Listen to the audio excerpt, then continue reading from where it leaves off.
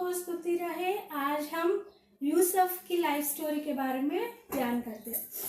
तो यूसुफ का नाम एक निकनेम बोला जाता है ड्रीम बॉय, माने वो ज़्यादा ड्रीम्स सपने देखता था उसके बचपन में। तो कौन सा सपने था वो जिसने उसे देखा था कि उसका जो पन्ना जो है जो राइस का पन्ना है ऐसा उसका खड़े हुआ था और उसके भाइयों का जो पन्ने था वो सब ऐसा उसे बाऊ कर रहे थे। तो उसका भाइयों को गुस्सा आने लगा, क्या रे हम आकर तेरे सामने बाऊ करते क्या हम झुकने वाला है क्या तेरे पास सामने, क्या कौन सा सपने देख रहा तू बोलकर उसे थोड़ा बहुत गुस्सा आ रहा था। तो ऐसा ही और एक सपना ऐसा ही देखा था उसने कि चंद्रमा सूरज चंद्रमा और तारे थे। सो सारे तारे और चंद्रमा और जो सूरज है उसके सामने प्रणाम कर रहा था। तो ये सपना उसने उसका पप्पा जी को बोला। तो पप्पा जी कौन है?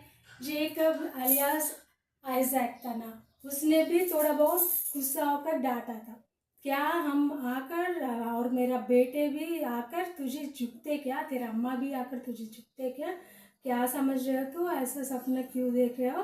थोड़ा गुस्सा होता है वो उसका अप्पा भी उसके ऊपर। फिर भी उसका सपने तो ऐसा आते ही रहने लगा।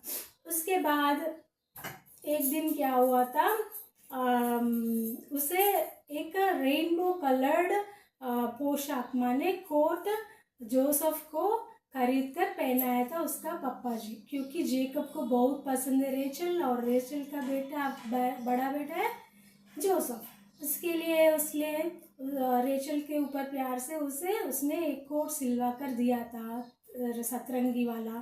तो कोट देखकर उसका बहन भाई और जो भी बाकी है वो भी बहुत ही गुस्सा होने लगा, उसका गुस्सा बढ़ गया था।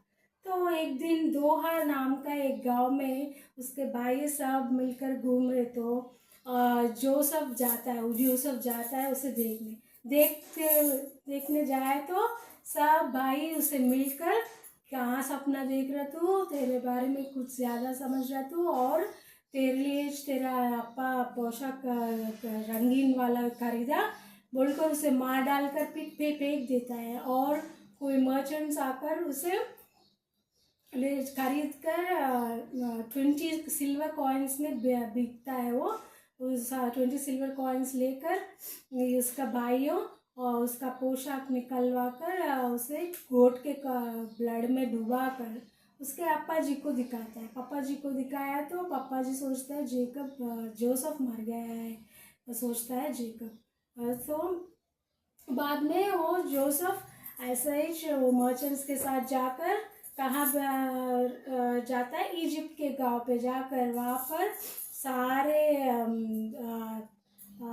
फूड के ऊपर वो मालिक बन जाता है, फूड डिस्ट्रीब्यूटर बोल सकते हैं, या वो खुद ही राजा बन जाता है।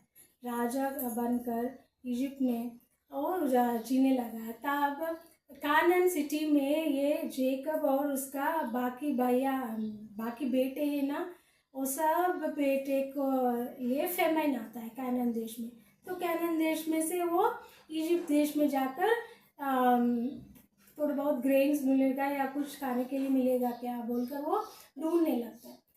तब जोसेफ मिलता है, वो पर राजा है ना जोसेफ। अब तो जोसेफ पहचानता है पर उसके भाई उसे नहीं पहचानता है। तो जोसेफ बाजू में जैसा साइड में खड़ा होकर वो रोने लगता है, मेरा भाई आया है पर मुझे पहचान रहा है नहीं बोलकर। रोना होने के बाद वो बोलता है तेरा जो इसमें से एक छोटा सा भैया बेंजामिन नाम का एक भैया है ना, उसे लेकर आओ तब तुझे ग्रेन्स देता हूँ मैं।